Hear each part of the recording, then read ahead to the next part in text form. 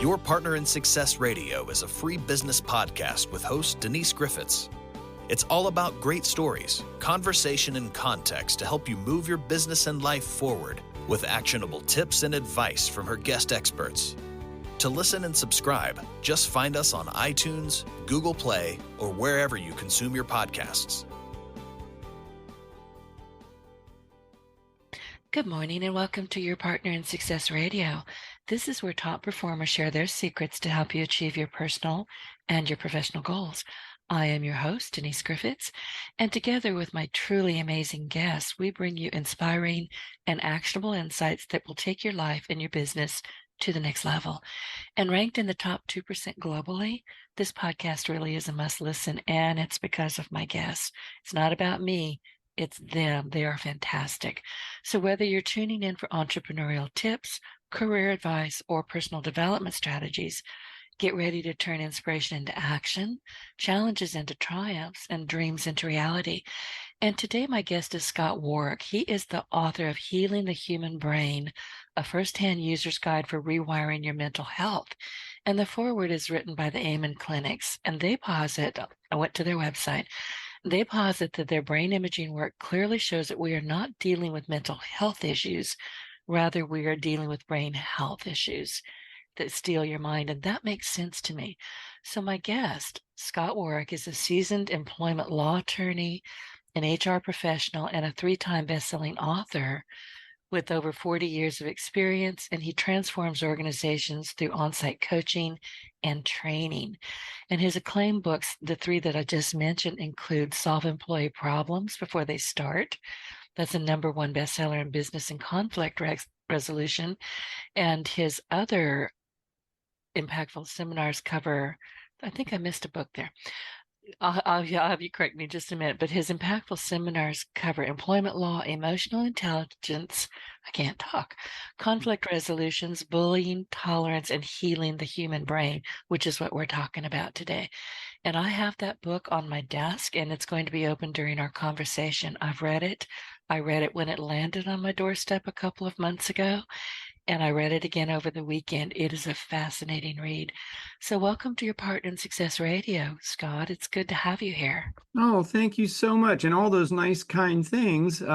It's nice to have somebody say nice things about me. So I love that. Thank you very much. It makes me feel good. And I wrote it down and everything. Oh, very cool. That's like me. If I don't have a list and things written down, my mind's in 3 different places. Oh, I've got to have a script. I really do. I got you. I have a squirrel brain. It's going to go, oh, squirrel, and off I go. So who knows what's come out of my mouth. But I wanted to ask you, you wrote this book with your son, Michael. Can you share a bit about how that happened and why you wrote it? Yeah. My life is one big accident and disaster after another. And let me just sort of set the stage here. I am a huge, huge fan of a guy by the name of Viktor Frankl. Me too. Oh, I just love his stuff. And he has actually his book, Man's Search for Meaning, is one of it's like on all these lists of like top 10, top 20 books of all times that you really got to read. And what he says, and you got to understand who he was. He was a psychiatrist who was in the Nazi concentration camps. And he said he lived through years in there. And when they got him out, they said, how'd you survive? And this is key. Now, he didn't understand the neuroscience behind it, but today we do. He said, I always thought there was meaning. There was a reason. There was hope for why I was going through this. I didn't know what it was. I thought maybe it would be me to tell my story one day. But he said that type of inspiration kept me going. Well, that is exactly how I think we need to look at things. Bad things, and I do a lot of coaching with employees, and I always am working with them on their brain health.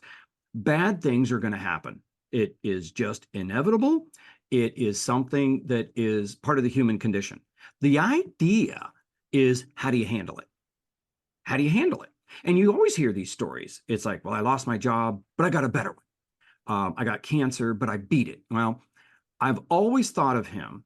And in 1993, my oldest son, Michael, was born. And you just got to picture this. I'm in my 2nd year of law school, and I went to law school at night.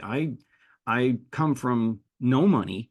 I paid for all of my degrees myself. Actually have a skull fracture from working in a steel factory, earning money for graduate school. But he was born, and about the age of 3.5, 4 years old, he started withdrawing. He was so boisterous and outgoing, and I'm like, oh, this guy's going to grow up, be president one day. He's got so much personality, and he's so smart. He was reading at the age of 2.5, 3 years old. And so then he just withdrew. He disappeared. And I'll tell you right now, we've never seen that kid again. Never. And took us another some years to get him diagnosed. And finally, it was a psychologist who diagnosed him with Asperger's autism. And we don't call it that anymore, but that's what it is. Right. And so I was through law school then. I was working out in the real world. So we went to the absolute best, top board certified psychiatrists we could find anywhere. We were told always the same thing.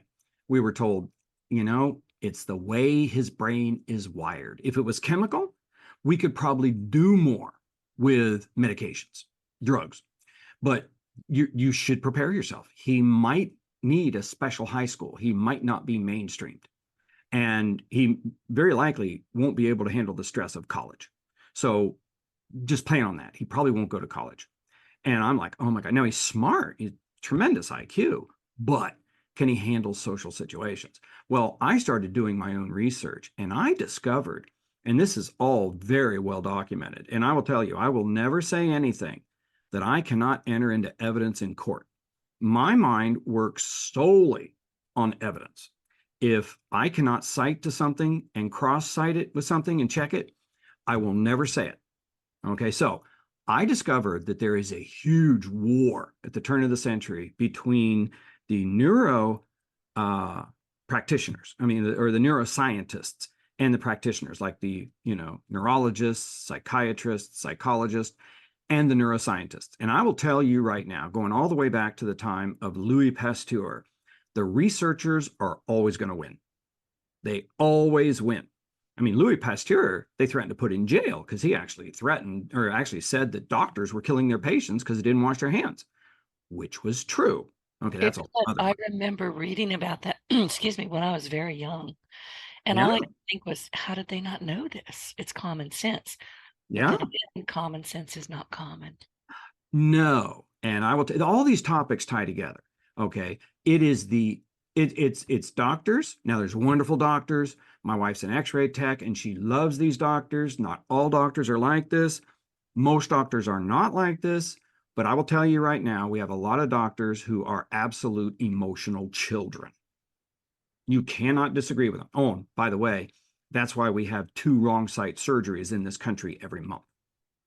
They cut what into does that mean? They cut in like your limbs. You're laying there. They cut into the wrong cut off the hand. wrong one. Yeah, Yeah. And the reason that when you go to surgery and they check your arm or your leg 3 or 4 or 5 times, the reason they do that is because if you speak up in surgery, you're probably going to be on bedpan duty for the rest of your life.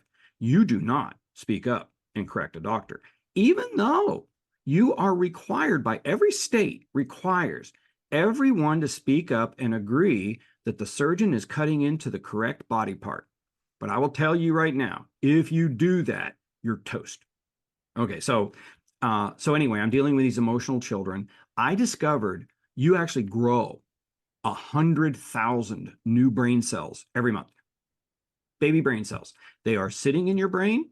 My dad is in a nursing home, not doing very well, but his brain is still growing additional connections. So you and I, right up until we die, we are going to grow 100,000 new brain cells every month, and each one of those new neurons, brand new, will grow 10 to maybe 100 connections. So how do you actually rewire the brain with those million new connections every month? But you got to treat your brain right.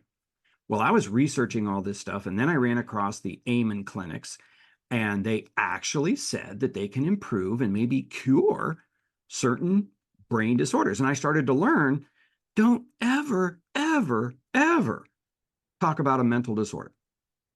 They are all brain disorders. They're brain damage. So talking about mental illness is like you breaking your ankle and going to your doctor, and he says, well, it hurts, doesn't it? And you say, yeah, it hurts. Well, I'm going to give you this pain medication. That pain's going to go away. Well, yeah, it will go away. But now you're going to walk on it and you're going to make it worse. That is exactly what 7.2 billion people on this planet do. And so, no, we're not going to talk about the pain in your ankle. We're going to talk about the bone. We treat the brain like it doesn't exist. No, there is no such thing as a mental disorder. There's no such thing. There is a brain damage issue. And so I flew with Michael. He was only 12 years old and got his brain a nuclear SPECT scan, which will watch you think. Okay. And I'll tell you, it's not an MRI. An MRI is a souped up X-ray on steroids, very clear, but it's a structural exam. So if a football player has a concussion or a knee injury, they're going to go in there and they're going to scan the brain. They're going to, do the X-ray on the knee or something. An X-ray looks the same on a live person as a dead one.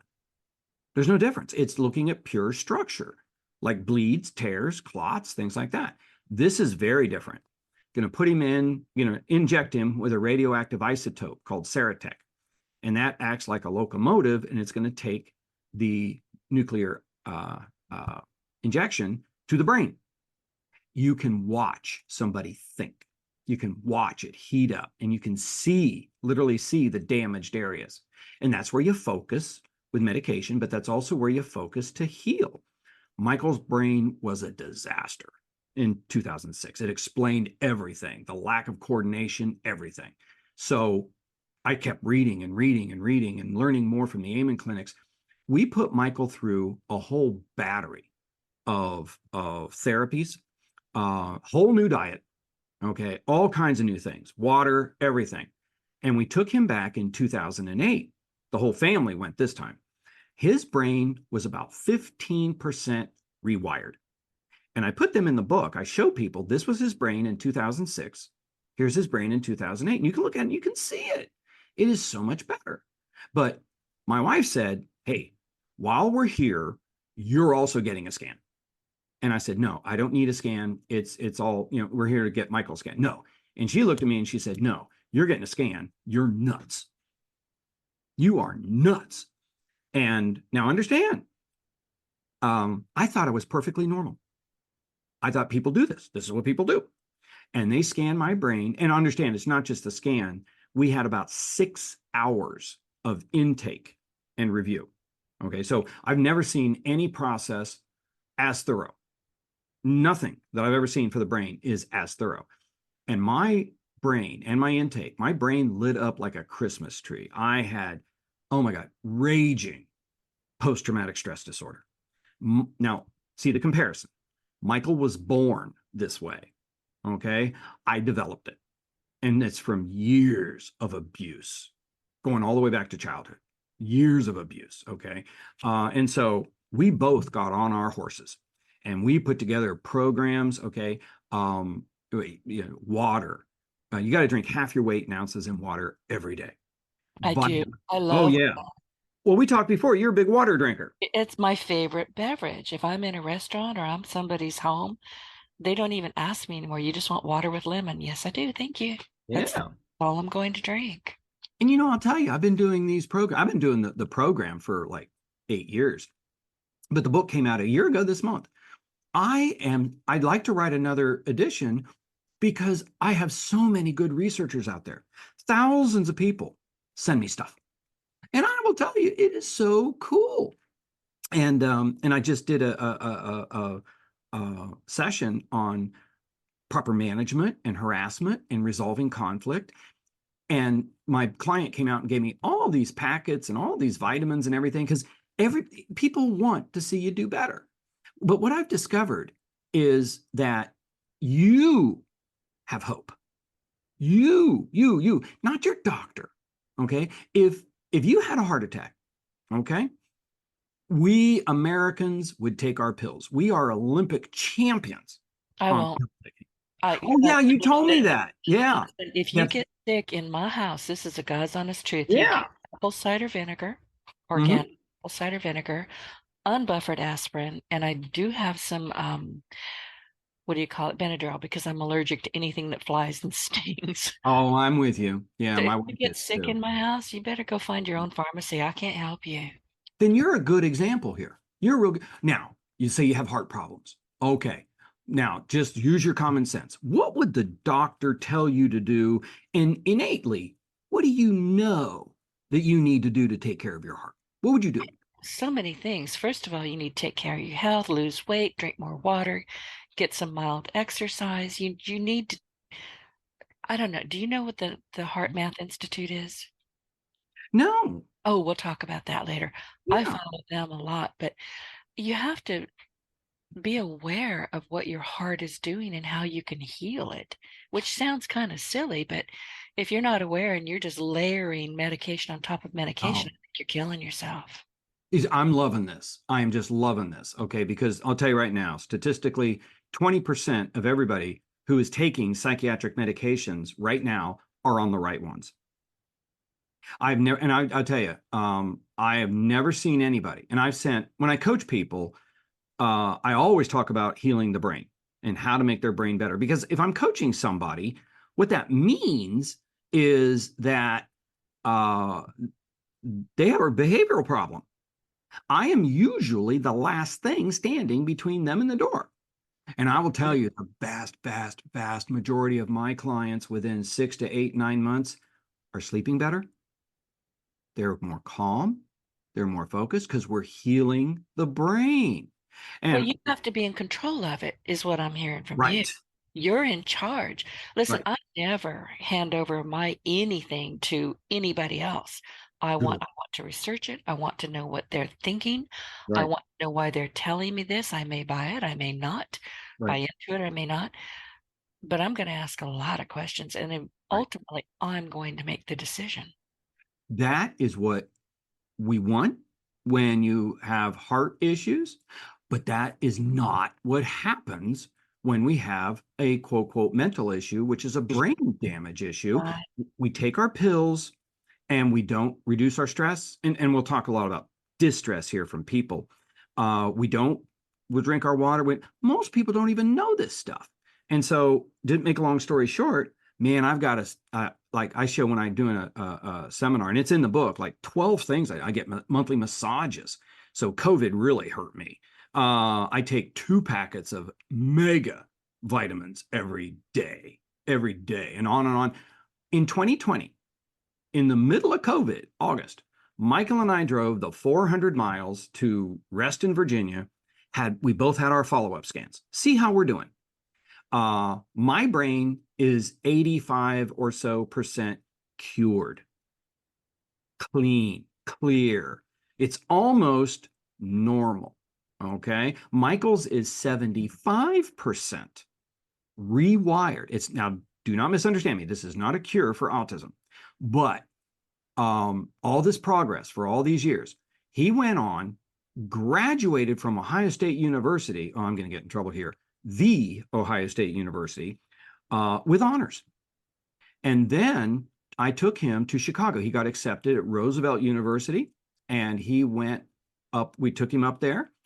I dropped this kid with Asperger's autism, left him pretty much by the Buckingham Fountain in the business district of Chicago, and left him there.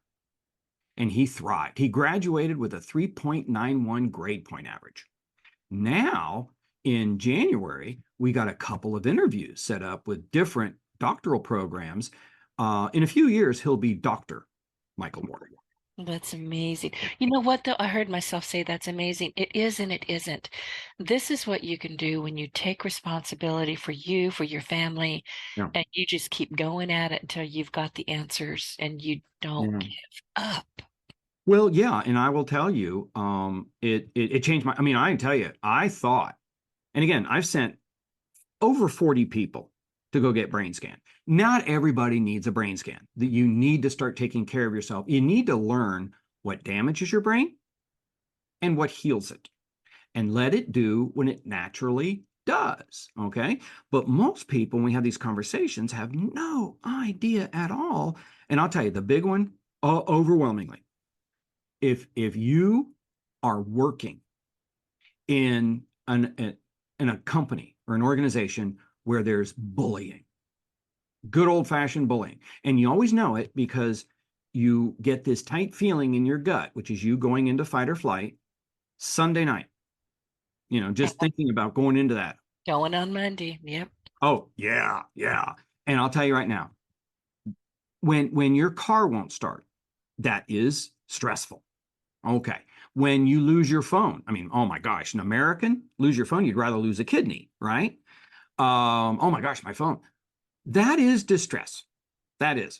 But when your distress comes from another human being, your body knows that cell phone isn't going to kill you, but your body knows that other human very likely might. You release 3 times the cortisol and adrenaline in your body. And here's the kicker: 20% of that is going to go right to 2% of your body weight, your brain. And your brain actually feels like soft room temperature butter. You will damage it in a very short period of time. And so what are the stats? 75 to 85%, depending on what stat you look at, whether it's Gallup poll or whoever, Harris poll. A low of 75% of Americans are miserable at work. A high of maybe 85%.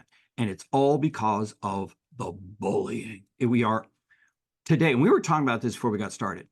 People today, we don't have discourse. We don't discuss things and try to resolve the problem.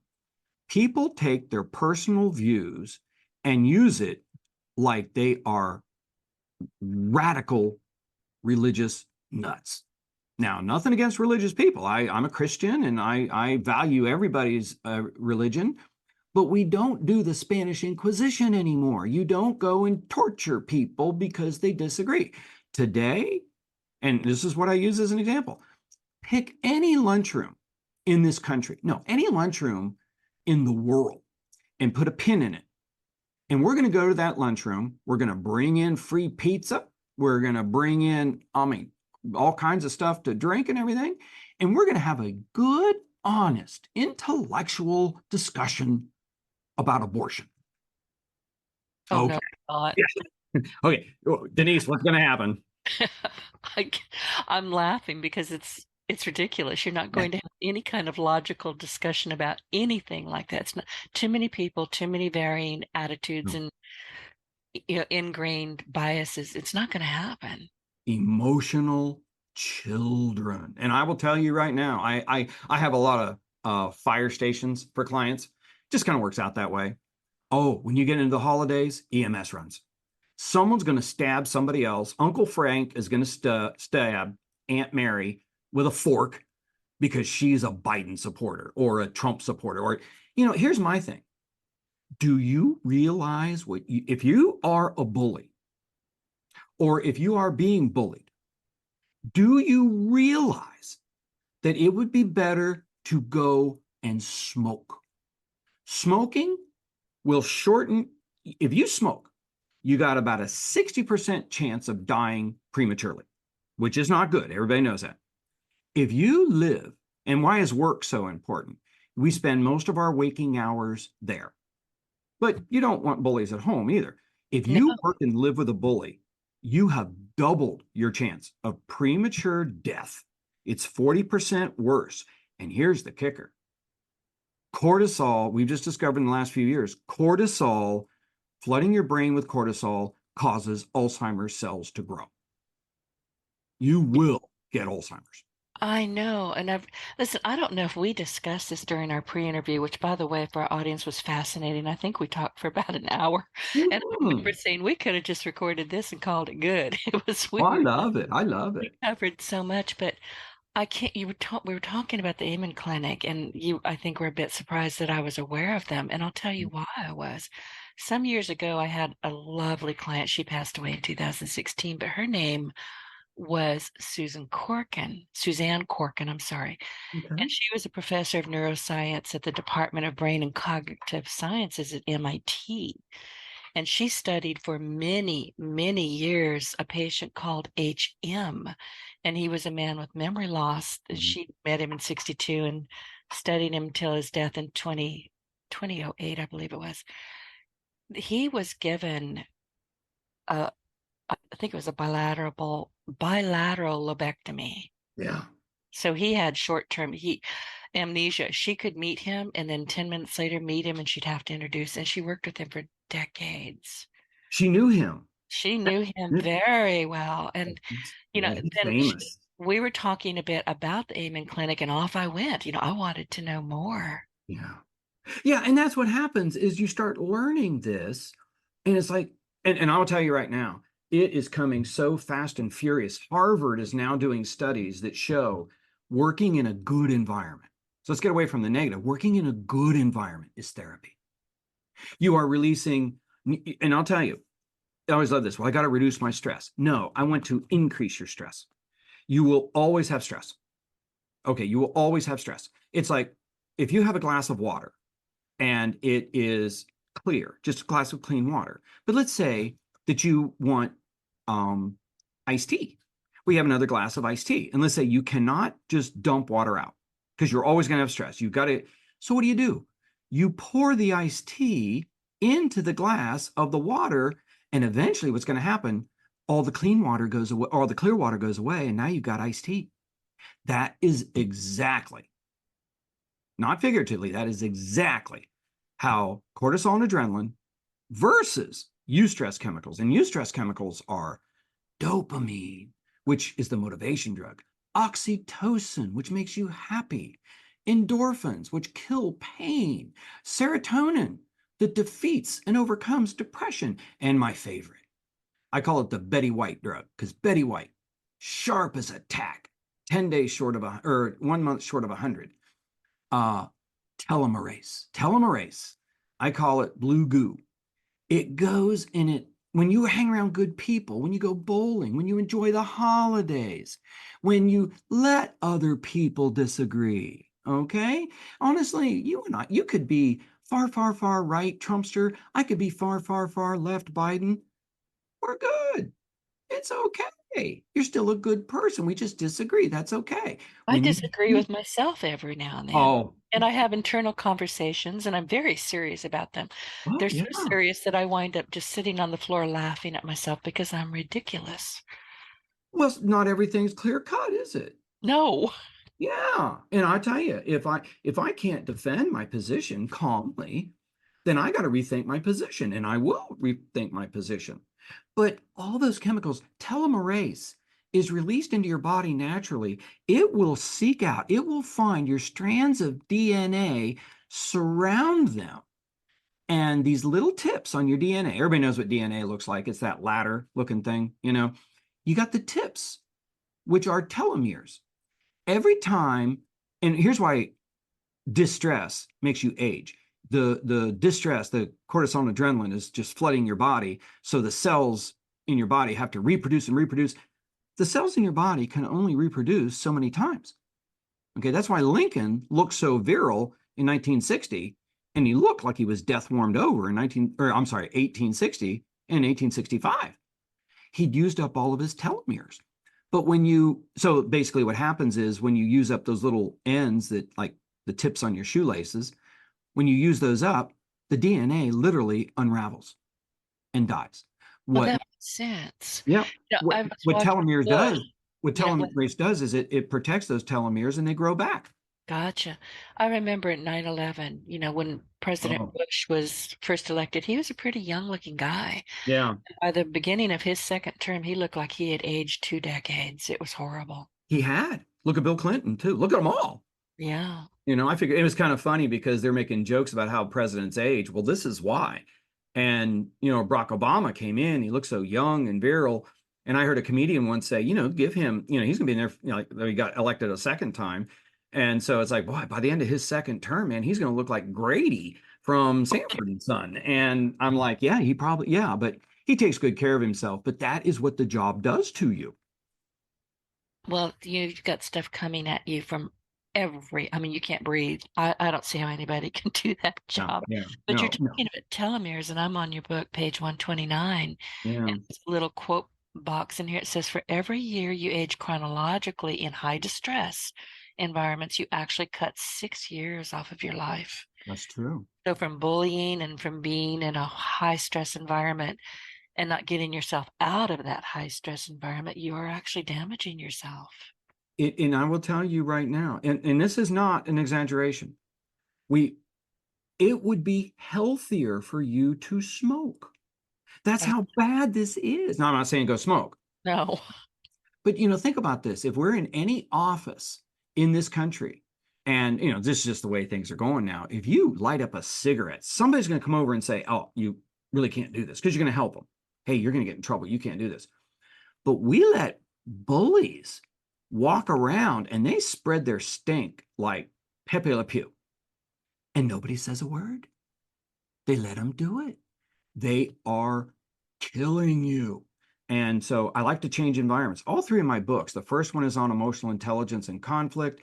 The second one is living the 5 skills of tolerance, and it's all about I am going to be tolerant, which is now a mandate by the EEOC and the United States Supreme Court. And it doesn't mean I'm going to tolerate you. What it means is I'm not going to pick on you because you disagree with me. You believe what you want to believe. You believe what you want to believe, but I'm going to control your behavior. And I'll tell you, you are not going to pick on people. And if you don't do those things, you will damage your brain just like I did.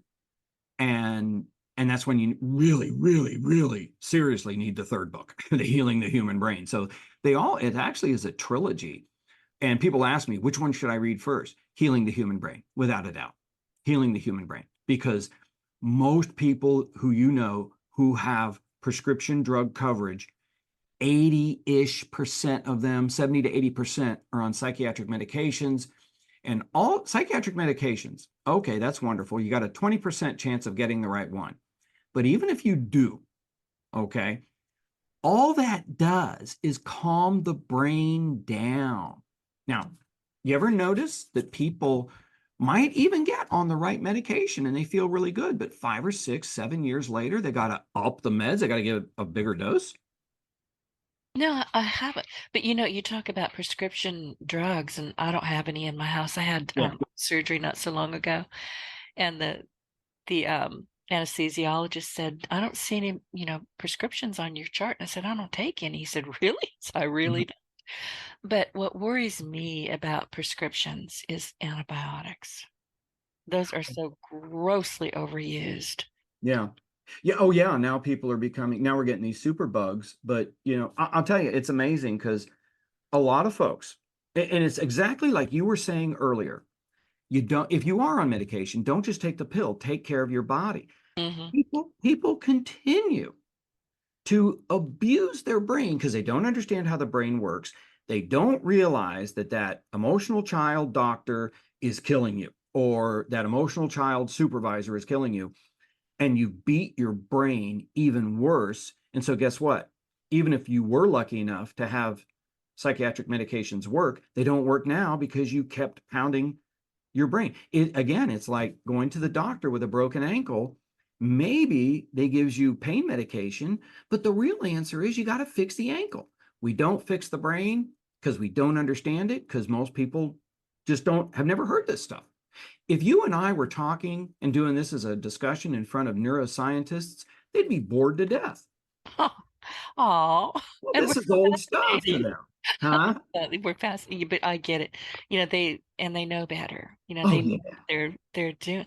I get it. We're all experts at something or several something. So I Yeah. understand that kind of bias towards, I'm not going to listen to this. I already know this, but Right, right. you But do have to listen. But here's the thing, and you've brought this up time and time again, and it's so important.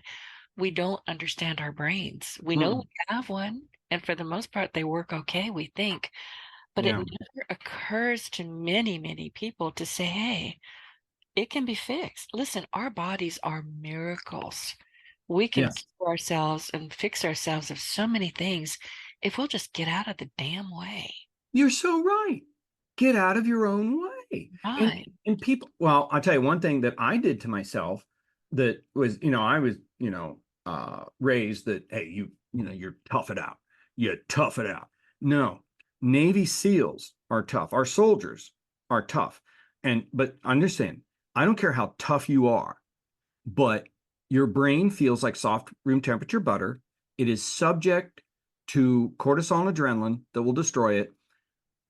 I'll tell you, we have 4 times as many soldiers here back in the United States, presumably safe, that are killing themselves than what got killed in battle in the last Suicide, war. I know the suicide rate is just horrifying. Oh, and they're not getting the information they need. And I'll tell you, I have reached out to several veterans groups. I have reached out to the VAs and things like this. They don't want to hear it. And this is, I like the old definition is what is insanity? It's doing the same thing again and again and again and again and expecting a different result. Yep. Mental health discussions, I've never, now I'm sure there's somebody out there that does it, but I go to a lot of these different conferences all over the country. And I'll tell you, I was out in San Francisco, your old stomping ground, doing a conference out there. And it was for mental health, which kind of bothers me. Nobody talked about the brain, not one person. And when I started saying, you don't want to focus on mental health, you want to focus on your brain Brain health. health. And there's a big difference. Even I know that. Oh, yeah. And it's, why wouldn't they want to? I mean, we all, look, I don't know about you. I can feel my brain. I can feel when I'm getting tired. I'll start to get a little, you know where your soft spot is. Yeah, When you did. when I know that there's my soft spot starting to hurt, I know a migraine's coming, and I did it to myself. So I take immediate action. Yeah, yeah, yeah. No, it's your body telling you. And I'll tell you that, it's kind of funny. I'll ask, how many people have ever had that job where your gut just tightens up and you get sick?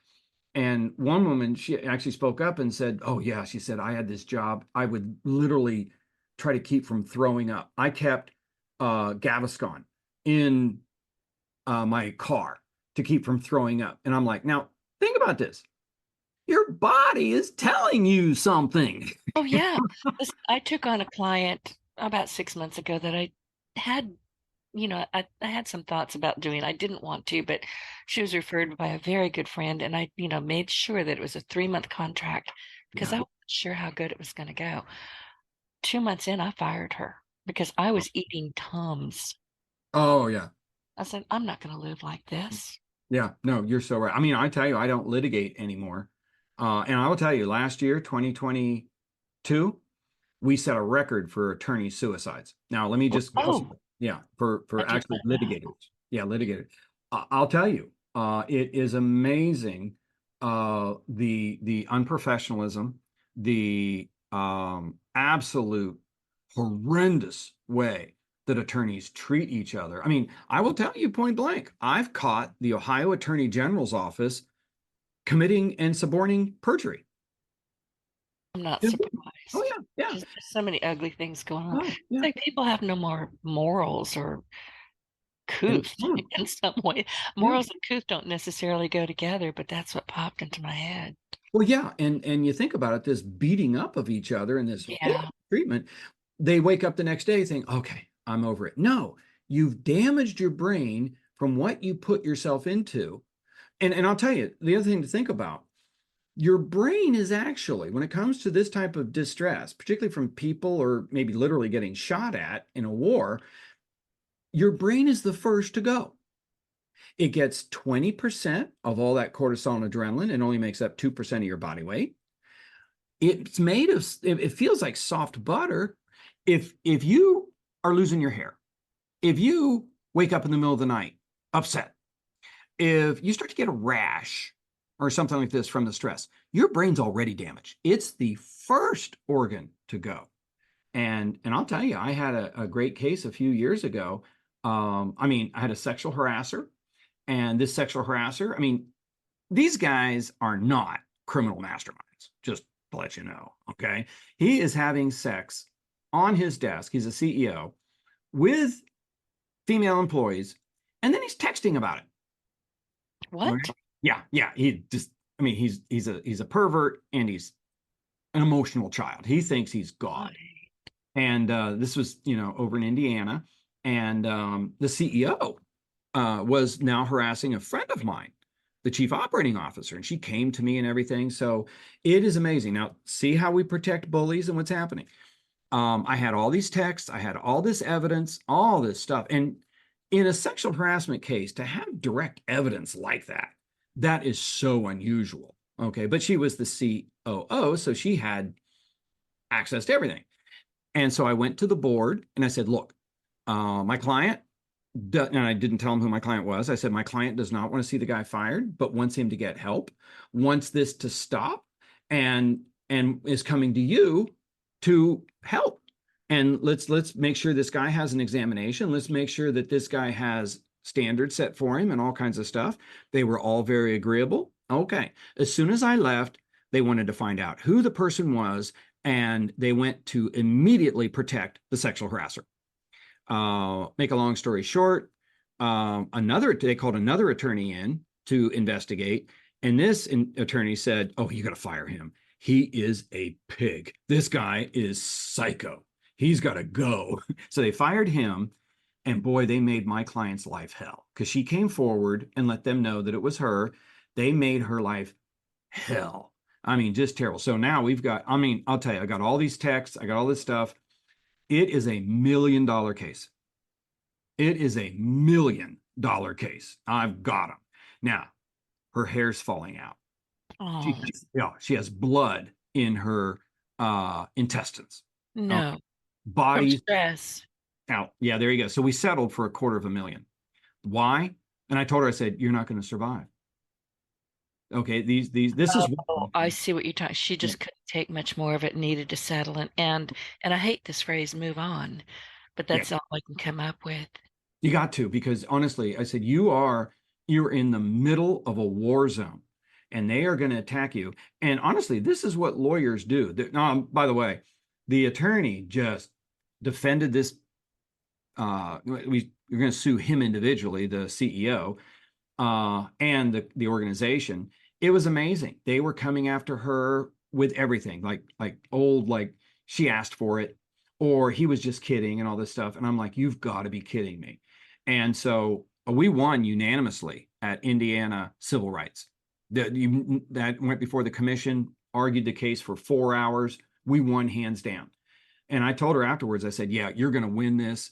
But honestly, and I showed her my scans. I said, this is where you probably are right now. Okay. You're not going to survive. This will kill you. And it's really interesting. So she took the money, went to another place. She's now just about running that other agency. Okay. And guess what? They protected their friend, and the board found him another job running another facility down in southern Indiana. Why? This is what I don't, I'm watching the whole Harvard thing going on right now. I think the world is, I'm flummoxed. It's like, where is the logic behind any of this? Protect your own. He's one of ours. We're going to be, and this is Harvey Weinstein. This is Bill Cosby. This is Jerry Sandusky. This is again and again and again and again. And I'll tell you, what the EEOC said about bullies? If you're being harassed, what you want to do, leave. Keep your mouth shut. Don't say a word. Don't report it, because that organization will get you, and they will destroy your mental health. That is exactly what Dr. Cortina from University of Michigan, who is on this EEO board, research board, said, don't trust the company, because they will get you. Too bad. Yeah, that's the society we live in. And that's why our mental health is crap. Those 40 people, over 40, I'm like up to 46 now, that I've sent for scans, every single one of them thought they were normal. They were all as bad as me, and some of them were worse. And people ask why I'm an introvert. This is why. I like people just fine for about 59 3/4 minutes, and after that, I got to go. Yeah. Anymore. But think about the experiences. Now let's go back to the positive. Think of Betty White. She was tough. You did not push Betty White on, all 4'10" of her or whatever. My aunt knew Betty White. She worked out in Hollywood and said, "Oh my gosh, oh yeah, people would come up to Betty White and they say, hey, you want to hear something really bad?" And she'd say, "No." Why would I want to do that? Good sense of humor, negative people, she got them out of her life. Well, guess what? The neurons in your brain actually have a life expectancy of 120 years. I knew that. And I listened to Greg Braden quite a bit, and I've heard this over, not from just him, but a lot of people. But we're supposed to live to be well into our hundreds, and we're not. Well, yeah, absolutely. But you think about it, your elbows are going to give out, they're mechanical. Your knees are going to give out. Eventually those are going to give out. But nothing in your brain moves. It's all electrical and chemical. So, but what do? We do all the things we're not supposed to do. And we start to burn out our short-term memory by the time we're in our 50s, and certainly by the time we're in our 60s. And you're not even halfway there.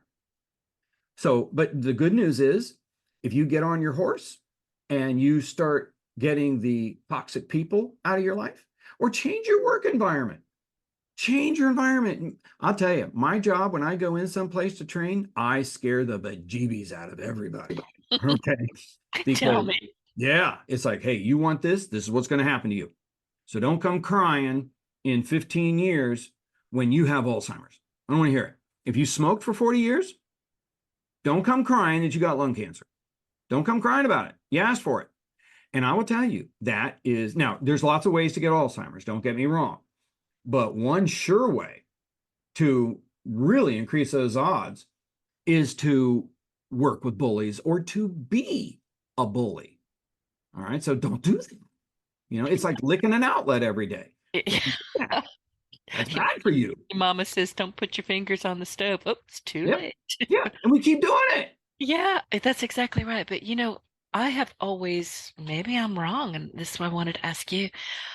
I have always thought that one of the biggest problems that we have in our bodies and in our brains is inflammation, pure and simple. Oh, yes. Oh, yes. And that's exactly what cortisol, you hear somebody complain that their hair's falling out, that they're under stress. My hair's okay.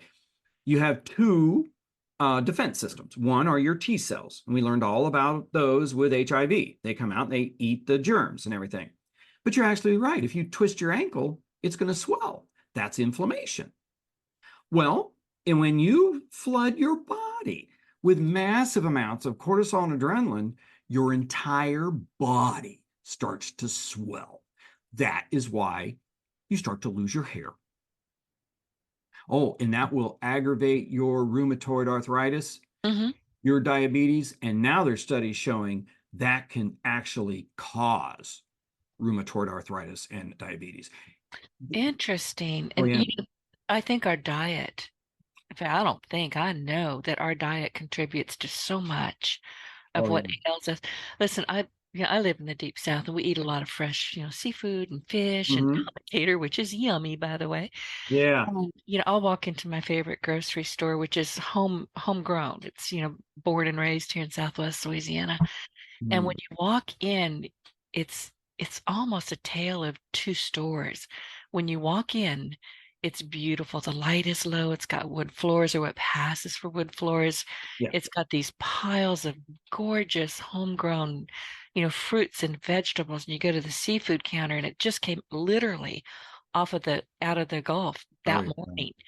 And then, you get everything you need over there, fresh breads, fresh bakery. I don't eat a lot of bread, but then you wander over to the other side of the store, and it's a marked difference. I mean, I feel my mood change when I cross over that invisible barrier, because now the floor is linoleum.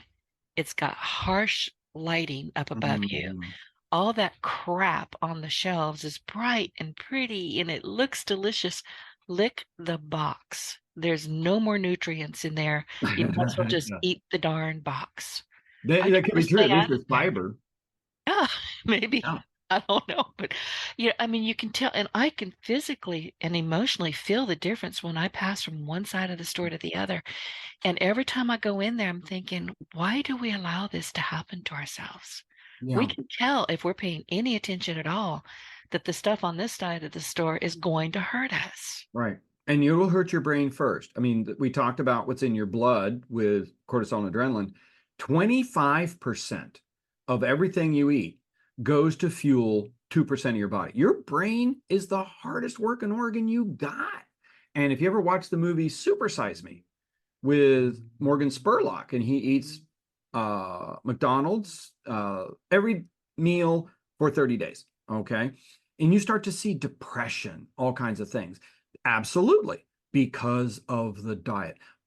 McDonald's has a big, big role. And I'm just picking on them, they're just the biggest, but they play a big role in the absolute destruction of our mental health. Okay. And again, all 40 some people that I sent to go get their brain scan thought they were normal and they had severe damage. Is it from just the way we treat ourselves internally and externally? That's a big part. Yeah. Yeah. And now there's all kinds of ways to damage your brain. Okay. There's all kinds of ways. Okay. But what most of us do, it is self-inflicted. And the reason it's self-inflicted is because we live in such, well, first of all, we don't drink the water we need, all these other things. But the single greatest threat to most people's brain are the people they hang around. And the reason being is it's that flooding of cortisol and adrenaline. It's so much. It is like almost like just going out every day. And when you fill up your car, you don't put it in the tank, you pour it all over the inside and the outside of the car. A little bit of cortisol is good, but oh my gosh, what we are doing to ourselves and to each other, most people are absolutely miserable at work, and it is overwhelmingly because of the bullies. The way And we they take that home with them. If they're miserable at oh yeah. work, they're not going to park that in the car and leave it in the driveway. That's going home with them. Oh, absolutely. And I just love this. Well, leave your problems at home. Well, yeah, if you're multiple personality like Sybil, sure, you just pass it off to another person. No, people don't, you don't understand how people operate, how people work. And that's you don't just leave your problems where you are, and particularly if you actually care about something. Okay. So no, it is, I mean, I've been down this road. Michael and I are human guinea pigs. That is what we are. Yeah, I And know. I gathered that from your book and from the conversation that we had some months ago. yeah, and but I will tell you, and we licked a lot of toads. Some things just didn't really seem to pan out for us. But I can tell you point blank that what and my program is not the same as Michael's. I don't go long distance running. Michael does. Okay, so he likes to eat his salads just raw because he doesn't want the dressing. And I'm like, oh, I'd rather eat my shoe. I have nice I have assortment. to have dressing. I love salads, but I've Oh, got to have something dribbled on them. I do too. I do too. And it's a real treat for me when somebody recommends or I try a new type because it kind of breaks it up. And so, but you know, all roads lead to Rome. And so, you know, if you, I got people that absolutely hate to drink water. Great. Go and get like sweet leaf drops on Amazon. There's all kinds of other things out there that people will, you know, say, hey, I tried this, I tried this. And some of them have vitamins in it and stuff like this. There are more ways today to eat healthy and to eat organic than we've had in years. But we need that so bad because of the way our food is produced. I mean, it's uh, we get so much more food out of 1 square acre, but there's only so many vitamins and minerals in that soil. So you see, if you ate an orange for the vitamin A in 1970, okay, if you wanted the same amount of vitamin A from that orange, you would have to eat 6 to 8 oranges today. Well, and everything is, been bio changed. Yeah. It's most of our food is suspect in my opinion, but Right. what we're talking about here is we do this to ourselves, whether we're aware of it or not. The damage that we do to ourselves is us. Oh yeah. Oh yeah. So you see, and it's kind of funny. I'll have someone say, okay, what's the one thing I got to do? I said, well, if you're worried about the one thing you're going to do, it ain't going to work. No, it's not like that. It is the way you live. And the number one thing to really take a look at, make sure that you excise as many bullies out of your life as possible. And And that's it why I can be don't like it. family. I mean, people say, "Oh, yeah, but that's my part." Down here, paran means godfather, and that's my paran. That's my uncle. I don't care if Yeah. he's a jerk. Don't talk to him again. Get Oh rid yeah. of it. I tell you, when you talk about that, that is exactly right. You got to look to see who do you excise. And I've got folks that no, they are not allowed in my life. I dropped clients that paid me a lot of money. And I'm like, no, I'm never going back. I am never going back. And you're not worth the cortisol and adrenaline. And The same way, I pay very close attention to how I feel when I'm around people, or if I'm just talking with them on the phone, or if I'm physically in front of them. I'm paying attention. If the hair on my arms is raising, I'm out of there. oh yeah, yeah. And I'll tell you, there are family members that are killing you. Oh yeah. Absolutely. Yep. Okay. So, but and I'll tell you, the thing is too, this is this is almost like 100 years ago when we act not even fit, probably more like 50 years ago, whatever. We were actually arguing and debating whether or not smoking was bad for you. This is a ridiculously stupid conversation. Okay. Even Mark Twain called smoking cigars tobacco chest.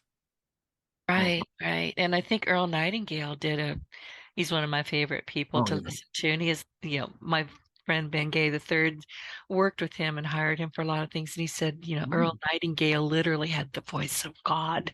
He just had this magnificent voice. But I think he did commercials for cigarettes. Here's the thing. And right now we're hearing a lot of follow the science, follow the science. No, science to me is meant to be disturbed. You have these ideas, they can be proven, and then they're born to be disproven. And I don't follow the science. I follow what I think about most things. Well, I think you do your own research. Yep. And I'll tell you, the internet is that sword swings both ways. You can find anything you want on the internet, but I don't, I gravitate to the research institutes. I mean, like, Harvard, UCLA, Cambridge, things like this, the National Institute of Mental Health. Okay, they've got some really good stuff. Who said actually that SPECT scans is the new frontier for diagnosing mental/brain disorders. Okay, things like this. So there's good stuff out there, and you research it and then cross-check it. You got to spend your time. And it's like I've had folks want to get their brain scanned. I said, well, you got to go to the Amen clinics, get comfortable. You need to spend a couple of hours. And I'll get, oh my gosh, a couple hours. Like, do you really think that your brain isn't worth a couple hours? I mean, come on. Research is very tedious, but if you want to know what you're doing, that's what you do. And then let's go to what you just said. What works for you? Does this settle in your gut? Does this? Yeah. Yeah. You have to, critical thinking is a skill that some of us have, some of us don't, but you Mhm. can learn it if you're paying attention. So I'm going to strongly recommend that anybody listening to us, dive into your critical thinking skills and start paying attention to who you are, how you feel, and not what the next step is, not what the first step is, what is the next step for your health and for your mental well-being. Yeah. I'll tell you, just an easy rule of thumb, and we got to start thinking of it this way. If you thought of your brain the same way you take care of your heart, and we know you're supposed to take care of your heart, you'll be fine. No cardiologist would ever tell you to work around schmoes. Yeah. No, no, I work with this bully every day and he makes me want to throw up. Oh my gosh, almost any cardiologist is going to tell you, well, you got to get out of there. And this is what gets me. I talk Go with some, find another job. yeah, it's like, oh, I can't do that. And I'm like, do you realize that in the next 20 years, Alzheimer's is expected to triple? Oh my God. And I'll tell you, my dad, we were trying to find, actually, I had someone, a friend of mine, I was the guardian.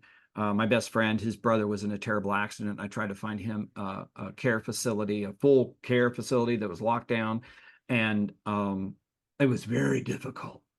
And at the same time, I also saw that they had these Alzheimer's unit. I couldn't find an open bed anywhere. And That's terrifying. that's today. Wait for 20 years. It's going to triple. And I can tell you what we're talking about here. This is a big, big reason why. It's not the only reason, but I always hear this. Well, other things cause this. Well, yeah, but why would you? It's like, well, I didn't get lung cancer from smoking, but I'll bet you that asbestos that I put in my ceiling last year probably had something to do with it. Well, yeah. don't do that either. So there's lots of things you can do that will destroy your health. And I will tell you, if you live like a typical American, where the typical American eats 25% of their meals fast food, where they do not exercise, where they absolutely hate their job and the people they work with, you're going to die young. And actually, by the time you do die, you'll be welcoming it. Yeah, that's what I was going to say. You'll be happy to go get off this planet. Yeah. You know what I wrote down, because I've heard this phrase before from other guests and, just from me poking around, but I had not heard this until some time ago, maybe a couple of years ago. And that's brain calories. I didn't know there was such a thing. Yeah. Yeah. Yeah. And they got to be healthy. I mean, you got your brain, that's one thing to really think about for your brain. You have fat in your brain, but the fat protects the neurons. You do not have fat reserves like we have around our body. So, if you went 2 or 3, 4 days, you're not going to be comfortable not eating, but you're not going to starve because you have these fat reserves. Okay. And actually the human body is trying to put on fat because Fred Flintstone years ago didn't necessarily know if he was going to find food. So that's what we do. But your brain doesn't work like that. Your brain has no metabolic reserve, no fat reserves. So whatever you eat right now is going to go right to your brain. So that's why if, it's kind of funny at holiday parties or something, you'll bring in like cookies and all this stuff. And I'll see people just try to eat every cookie, try to eat all these donuts. Well, and then in an hour or so, or like in 10, 15 minutes, they're going to have a headache. Oh, yeah. Yeah. I have a headache just listening to that. And I was thinking while you're talking, my brain is going to have crawfish in about 20 minutes. Yeah. But you think about it, what your grandma told you, that's going to, You are what you eat. You and are what you eat. What you drink. And again, people think, well, I'm going to get fat. I'm going to put on this. Well, you hope the only thing that happens to you is you get fat. That's what you hope happens, because what's going to happen worse than that is you're going to destroy your brain. Yeah. Oh, I'm so glad we've had this conversation. And I hate to say this, but we're out of time. So before I let you go, Scott, where can people find you? Oh, I'm easy to find. ScottWarrick.com. That's SCOTTWARRICK, ScottWarrick.com. Everything. And actually, under my free resources, I've got free videos where people can learn a lot of stuff about their human brain and how to take care of it and things like this. So, the books are there, videos are there. There's all kinds of things that I give away. Because I'll tell you, I'm 63. I'm going to try to stay in as good a shape as I can to keep doing this and spreading this. But I will tell you point blank, I do not want to see the world in the shape it is right now when I die. And I'm doing everything I can to get this message out. You know what people are, and I'm seeing this a lot in social media memes. I'm online a lot because I'm a web developer and I handle client social media. I have to be out there poking around to see what's going on. And all of a sudden, I've noticed that people are going back to the 70s and showing pictures of people on beaches, and nobody was fat. There were no fat kids. There were no, Oh, yeah. and now they're thinking, I wonder what happened. Well, What are No. you putting in your body? That's a lot of what happened. Listen, before I let you go, Scott, do you have any kind of last minute thoughts that you'd like to share with the audience? Just number one thing, get a good environment for yourself at home, but oh my gosh, at work. If you've got bullies at work, have your boss, have the owner listen to this podcast so that they understand, hey, CEOs can get brain damage and Alzheimer's too. It's in everyone's interest to have a tolerant, safe environment. And maybe only 20-25% of our environments are indeed safe, where people go walking into work on the balls of their feet. And that's got to change. And It does. hopefully people will be more aware of it and say, listen, bullies, they exist, but you don't have to tolerate them. I don't. Oh, I I will never let you have believe. tolerated a bully. I'll let you believe what you believe you believe. I run into people from the Flat Earth Society. Power to you. Okay. I'm on the side of NASA that says not flat. We I checked. know. Okay, that's where I am.